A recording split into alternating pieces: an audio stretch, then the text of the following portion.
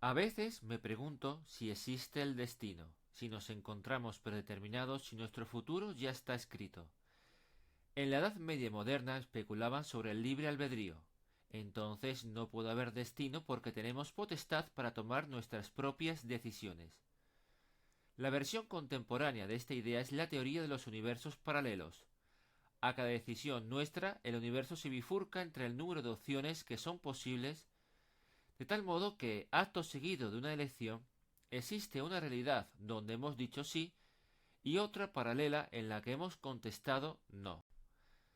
Ahora bien, la contrapartida de esta tesis es que no hay tal bifurcación.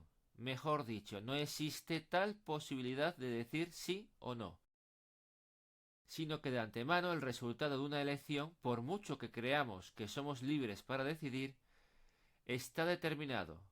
Por ejemplo, si nos dan a elegir entre ir por la derecha o por la izquierda en un cruce de caminos, no se trata de una cuestión de azar o de voluntad, sino que por una serie de condicionantes previos escogemos preferentemente una dirección en particular. El biólogo y pensador Richard Dawkins, autor de un libro como El gen egoísta, tiene mucho que decir al respecto, al hablar de los genes o de los memes. Los genes son la unidad de información genética mínima que se mantiene inalterable cuando los sujetos evolucionan. Los genes heredados de nuestros ancestros, si nos atenemos a lo señalado por Dawkins, determinan nuestro comportamiento, puesto que componen el rango de habilidades fisiológicas que nos permiten interactuar con el medio. Según la selección natural, hay genes más beneficiosos que otros si nos aseguran la supervivencia o al menos su perpetuación en la progenie. Los memes, de una manera análoga a los genes, son la unidad de información cultural mínima capaz de mantenerse inalterable cuando se transmite, como la melodía de una canción, una frase o eslogan, una imagen, una manera de actuar. Los memes no se heredan, se absorben del entorno, los acogemos de otras personas o situaciones con las que convivimos. Al absorberlos, determinan nuestro comportamiento, nos indican cómo es preferible actuar. Hay memes más beneficiosos que otros si nos conducen a un buen resultado, tal que otras personas se vean impulsadas a imitar de nosotros dichos memes. Según Dawkins, el ser humano está condicionado por los genes que ha heredado y por los memes que ha absorbido. De tal manera que se podría pensar que no es cierto que optemos por tal o cual camino, sino que estos elementos nos predeterminan de antemano a tomar una de las opciones. Sin embargo, a mi entender, la formulación de Dawkins es incompleta. Todo campa alrededor de fragmentos de información preconcebidos que se heredan o se imitan. Resulta muy reduccionista. Frente a ello opongo lo que voy a denominar como ítems. Los ítems son fragmentos de información surgidos a raíz de connotaciones que la mente humana crea para aplicar sobre determinados hechos. Por ejemplo, una persona que tema a los perros no como algo cultural, sino por consecuencia de un hecho personal que le marcó. O alguien a quien le gusta tal estilo de música por una reminiscencia de la infancia. Los ítems ya no son fragmentos de información cultural que se transmiten de una persona a otra, sino connotaciones dentro de la misma persona que se transfieren y se aplican de una situación a otra. Como alguien que nos acerca a los perros porque en el pasado uno le mordió, o incluso ya no a los perros sino a cualquier animal con dientes. Como vemos, en los ítems se refleja la componente emocional. El estado anímico influye en cómo se actúa ante los estímulos del entorno. Los ítems, como connotaciones o emociones proyectadas sobre determinados objetos y situaciones, influyen más en nuestro futuro comportamiento que los genes o los memes, puesto que nos impulsan a reaccionar de una manera diferente a como obligaría nuestra genética, o en determinadas circunstancias impiden, limitan o favorecen la absorción de un meme. A priori, gracias a los ítems, nuestro comportamiento no vendría tan determinado si solo pensamos en términos de genes o memes. Hay algo en nuestro interior, una componente emocional y connotativa que modifica nuestra manera de reaccionar ante las circunstancias. Sin embargo, la verdad es que con los ítems sucede todo lo contrario. La posibilidad de estar determinado es mayor. Planteo la hipótesis del estado mental precedente.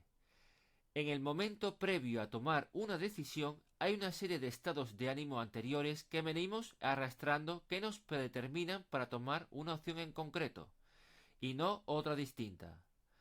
Aunque nos preguntemos por cuál vía continuar, la duda es más bien el producto de un remordimiento pasajero porque podríamos hacer las cosas de otra manera. Pero realmente el estado mental precedente nos conduce a un camino en concreto. Ahora podríamos argumentar, al estilo de la metafísica de Aristóteles, acerca de que hay un hecho primero en el origen de los tiempos que Tomás Aquino reconocía en Dios, capaz de poner en marcha el motor de la causa-efecto.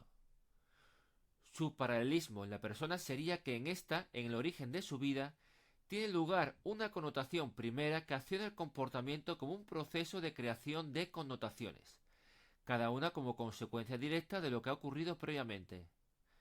Entonces la persona en sí no es que esté predestinada, pero sí que su vida quedaría absolutamente condicionada por ese hecho primero que colocó la primera piedra. Quizás podríamos ver una salvedad a esta manera de razonar en los hechos aleatorios que nos ocurren, como las tiradas de dados o la lotería, o las circunstancias inesperadas que nos suceden a diario que imprimen cambios en nuestra vida. Podríamos tener la esperanza de que gracias a esos sucesos aleatorios que nos asaltan, nuestro destino no está predeterminado, sino que es producto del azar. Ahora bien, esto no quita que a la hora de reaccionar ante esas circunstancias imprevistas, nuestra manera de hacerlo esté supeditada por el estado mental precedente, y las nuevas connotaciones surgidas del proceso estén relacionadas con ese estado y remitiéndonos al origen de nuestra vida, a la connotación primera. De tal modo que, de aceptar la hipótesis del estado mental precedente como conjunto de estados de ánimo que se arrastran y que influyen sobre nuestras reacciones, la conclusión sería que el ser humano no es capaz de modificar su destino por sí mismo, sino únicamente a través de las circunstancias aleatorias y externas que le suceden de continuo. A este respecto, hace poco leí de manera resumida un artículo sobre cierto investigador en Estados Unidos que piensa que el ser humano está determinado. Esto no es novedad, ya lo hemos explicado. Pero sí es novedad el hecho de concebir que nos encontramos tan condicionados por nuestra biología, nuestros prejuicios y la presión de lo que nos rodea, que en verdad no somos responsables de nuestros actos. Ya no es solo determinismo, sino absoluto conductismo. La persona se reconoce tan dependiente del entorno que sus actos son consecuencia de esas coyunturas más que de su propia capacidad de elección. Debería haber conservado el artículo, porque no recuerdo el nombre de este autor, aunque me puedo imaginar de qué entorno proviene. Suena a extremismo, uno de esos tantos que en la teoría de la posverdad estadounidense se mueven, que si derechos animales y derechos naturales, que si la construcción del género y del sexo. Suena a tipo extremista que niega que tenga que haber cárceles porque la persona en verdad no es responsable de sus actos. ¿Y qué decir al respecto? Que tal como he planteado el argumento, esa es la conclusión a la que se llega. El ser se muestra inane ante las circunstancias que lo arrastran tal cual una hoja al viento, y por tanto no se le puede responsabilizar de sus actos. Pero debe haber algo, que ya no discutiré o trataré en esta entrada, pero sí en futuros comentarios por mi parte, que demuestre que esto no puede ser así, que alguna capacidad de decisión albergamos sobre los acontecimientos, tal que el libre albedrío sea posible, aunque de manera mínima, con una capacidad de alterar de manera voluntaria el trasunto de nuestra existencia.